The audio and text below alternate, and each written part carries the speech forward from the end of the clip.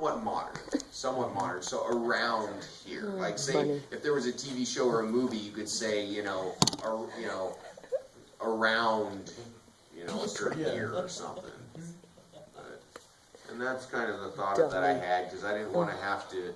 And honestly, probably in the writing process, it was probably chosen that way, so I didn't have to, describe certain things a certain way to make sure a time period seemed authentic. And in that way, that almost seemed like more work while I was creating the story, and the editing. And sometime I'd love to do that, because period pieces can be really cool, But that was a cool thing about doing scenes down in Cuba, because the buildings and the cars, it's like, stuck back in time 60 years, so. It is, because you were talking about a lot of the 55s, the 55. Yeah, the 55 Chevys, because it seems like so many film, I've never been down to Cuba, I'd love to go someday, but all the film and video and stuff that I've seen, it's all old cars. And it's like nothing new. And I'm thinking like a Cuban car mechanic has to be like the best mechanic in the entire world, that they can make these cars still run with whatever parts they can find. Who knows how these things are running, but... Washer and dryer parts. Yeah, exactly. Yeah, weld. If you could weld there, gosh, you'd probably make a mint. Yeah. But any other questions or comments? Yes. I'm just curious. Yes. When you're mapping out, like more of the mechanics, when you're mapping out your characters, what's your process? Do you just like make a visual? It's kind of, a lot of it's in my head, and it's finding your style, what works for you as a writer. Because a lot of people do a whole outline and do all these character developments and do all this stuff. But with me, if I spend all that time doing that, and a lot of time and energy into that, I won't get to the actual story. Do you write it, or do you just? No, I might write it, but then when I go to actually write, I'll barely look at it. Because when I write, the way it's worked for me to kind of get through it and not have to stop, or not feel like, not stop myself, is I don't stop, I don't fix my spelling, I don't fix my punctuation, I don't fix anything when I'm writing, and I'll badly misspell something, and I'll badly leave periods out and question marks and all this stuff. But if I go back to fix it each time, then it kind of interrupts my flow. So you're not planning it all out ahead of time? I kind of have just a raw skeleton, like this book, like Postcard Under the Door leads them to Cuba. Try to find their missing friend, and then fill in all the details when I actually write. And that's just what works for me, because that's the fun, and then because I had a bad habit of always trying to plan something out for too long, and then once the plan got all this elaborateness and all the energy went into that, I'd be too tired and then wouldn't want to, do the actual thing. It also really ties you down into having to be true to that how would you say, that outline that you've created. If the outline is too in depth or too detailed, then you find yourself you don't allow yourself to think freely, or to, you know what I mean? You're too focused on trying to stay consistent with the theme of the story, rather than being more organic about it. Sure. Sure. Yeah, it's and that's what I strive to do, is be, kind of organic as possible, I guess, in that way. It's just kind of keep it real, and that's why I have some of the dialogue sounding like it does. It can be smoother, it can be made smoother, but something about, if it sounds like just two guys off the street having a conversation that you bump into, then I've done my job, because that's, it's like an actor knows he's been successful when people forget that he's acting. It's that kind of getting sucked in moment, if I can create it. But so I guess it's just finding what works for you, really. Finding how it works. How you're most productive, how the ideas. Yeah, and then finding how not only how you can be most productive like that, putting the prep work in, but then finding out, when your most productive times are, and then finding out the other areas in your life that make you more productive, and then just seeing how it all kind of interconnects, whether it's drinking enough water, or getting enough sleep, or eating decently, or not drinking too much the night before, or or not waking, you know, so that when you wake up, like you're not like hungover or have a headache, but it's just your brain's not firing as fast as it can. And for me, my most productive time was in the morning. Is like I'll wake up, have a little coffee, and then my mind's not super focused yet, but what it can focus on, it's like a tractor beam. And so that was like my best time to write. And so if I couldn't feel like my thoughts were flowing as fast as possible, then, you know, I'd almost feel like I was missing out on something. So, and I feel like, you know, this is something that hopefully I can, you know, do for a while, and I'm kind of building my foundation right now, and, you know, try to build it for the long run, because this will be 7 books. It'll take me to when I'm 39. On my 40th birthday, I'm probably going to do, I had an idea for a series that I had done in my 20s when I was in school. That'll be interesting to do it, you know, kind of later in life with just more life experience. Was 2 guys that wander into a hemp field, and they find this time machine device, but it can only send them back in time to save old rock stars from being killed. Now, not ones that died in like ODs or things like that. Ricky I Nelson in his plane crash. People that died in plane crashes. My Like day, I did Ricky a Nelson. story about John Lennon, who got shot. I did a story about Randy Rhoads, who was Ozzy's first guitarist, because the story of how he died, it's insane. Like when I looked into it, it's just, I didn't have to make anything up for the story.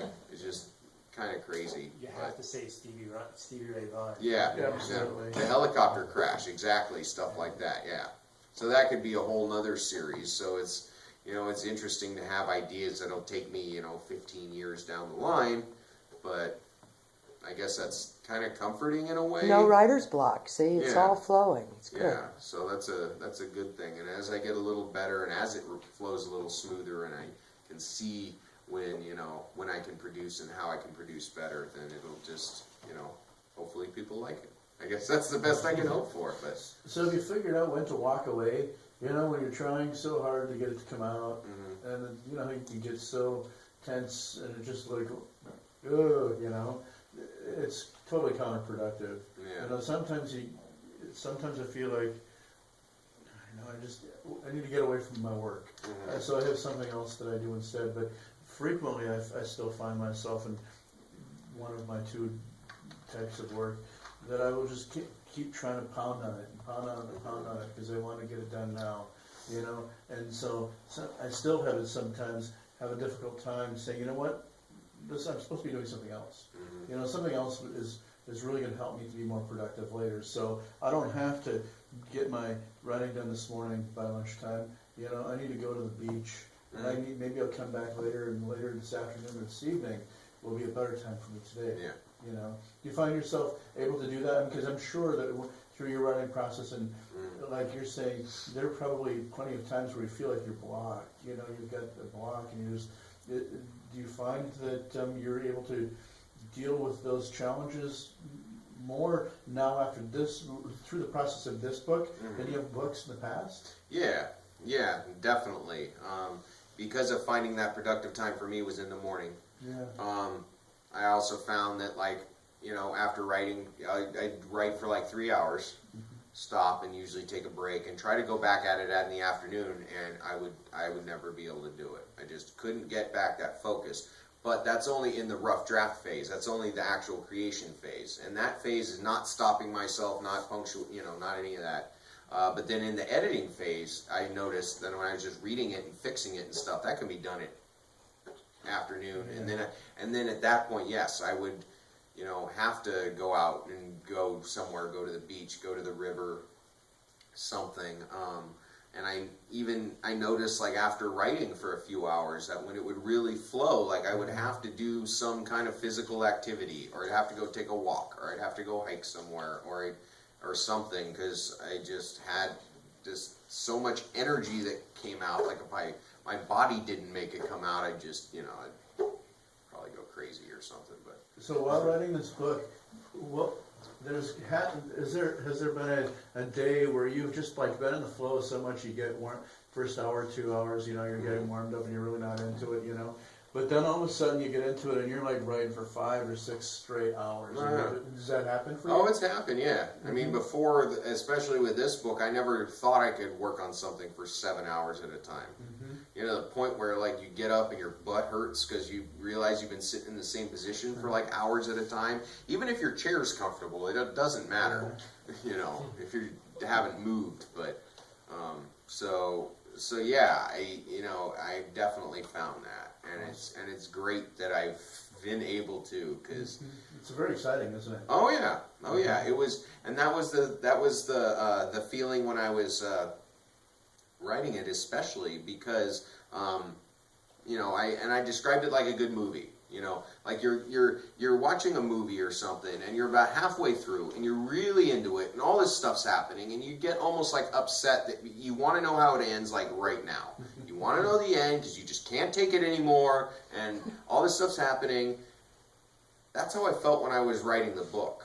And as I was feeling almost like upset and like kind of like on edge, and I was just like had this feeling like, I had to finish it, but I really wanted to know how the story was going to end. I don't know if that sounds weird or not, but it was just, the flow was going that much that I knew it was going, and I knew it would come, but I also knew that, what my productive times were. No matter how much I wanted to produce that later in the day, it just wasn't going to happen. Yeah. And then at that point, I knew that the best thing I could do for myself was try to bring my energy back up. Go do the beach thing, or go do the river thing, or go see a friend, or go do something in some way that would bring my energy up, so that way when I knew I'd go back to write the next day, then I would be ready to go. So that's about the best thing I could do if I felt like I couldn't write later in the day. Yeah. Did you just like try to forget about the book? You're like, okay, I'm done. My 3 hours is up. Did you like, okay, I'm not going to think about it? Did you consciously do that, or was it probably slipped? Yeah. Well, I mean, especially as it's like in the writing stage, because it's such stream of consciousness. When I'm done with it, I kind of know what the story's about. But until I read back through it, I'm like, oh, that happened? Because some of this stuff is like, I mean, the first read back through on the actual rough draft, like, I have, most of it doesn't even make sense. Because it's just like choppy sentences and words and things, everything is everywhere.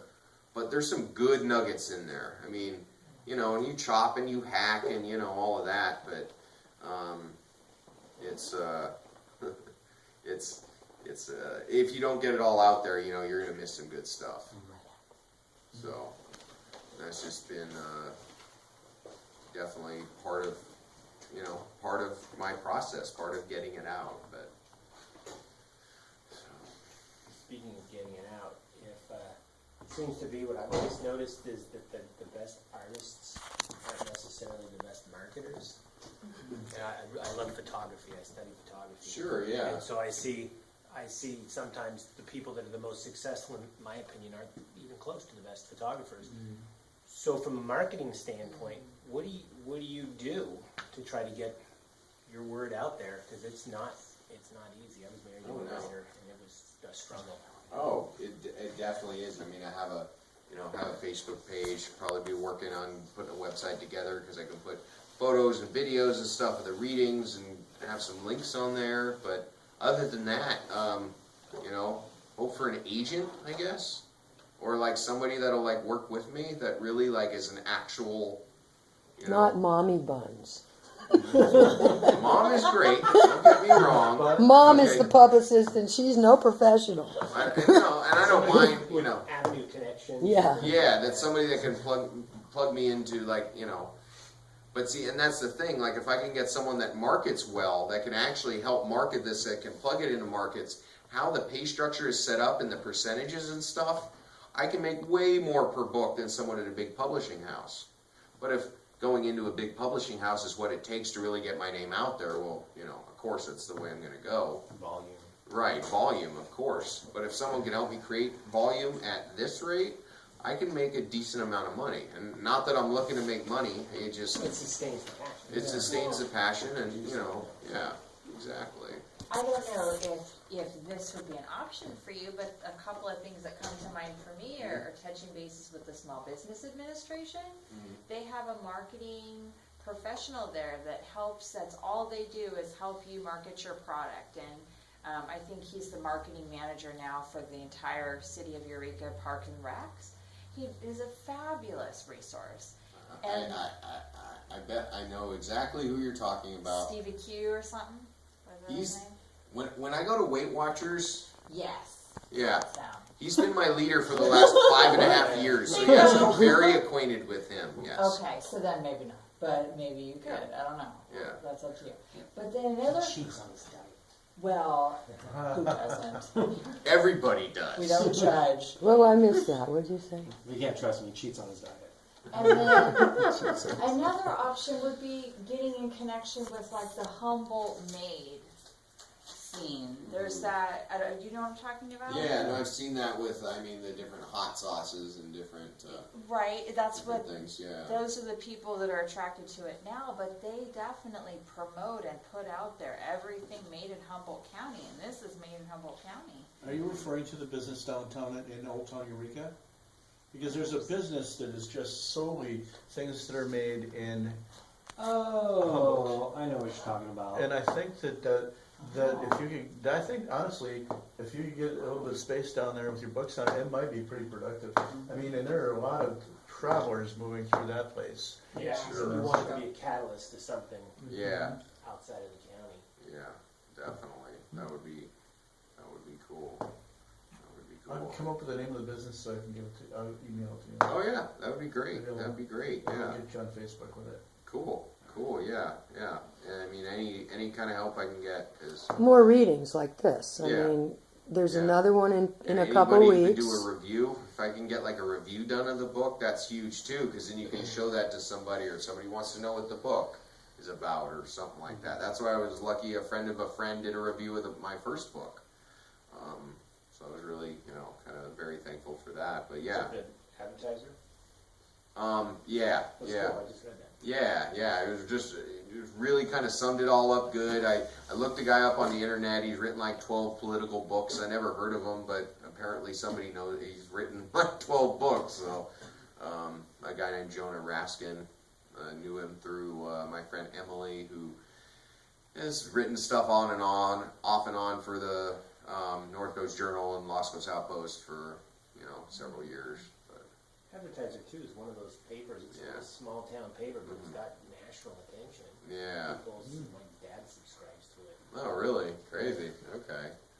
Yeah, that would be cool. That'd be cool. That might be a bad idea, hit little small papers if you can't, you're not gonna, it's impossible to get into the big stuff, but hit kind of the little papers that represent small towns and just have it be organic and have it be discovered. Yeah. Come through, but you don't hit one, you hit 100. Yeah, exactly. That's exactly what I need, definitely. Just ideas, just Yeah. think of kind of weird ways that other people don't do it. You just need a foot in the door. That's it. That's what I need. So once that door's open, sky's the limit. It's just kind of, getting the foot in there. Yeah. So. Well, Wind it up. sure. Well, thank you all for coming tonight. I hope, hope you enjoy the book if you read it. I hope you do. But, thank you for showing support, and, any help, any, people that can talk about it is, a great thing. But then this is my favorite part, having conversations, because in the end, that's the purpose of writing the books in the first place, is starting conversations. Because the most any of us can do is start conversations, try to take it a little bit of the next step. Because the best people in the history of the world only could take it the next step. I mean, if you're talking by any means, I am not comparing myself to Gandhi and Martin Luther King, but if you take people like that, the most people like that could even do is take it the next step. I mean, we're still at where we're at, so it's not, and it's not even about the revolution or the next revolution. It's about just kind of maybe evolving, actually evolving, so here's to the conscious evolution of us all. Amen to that.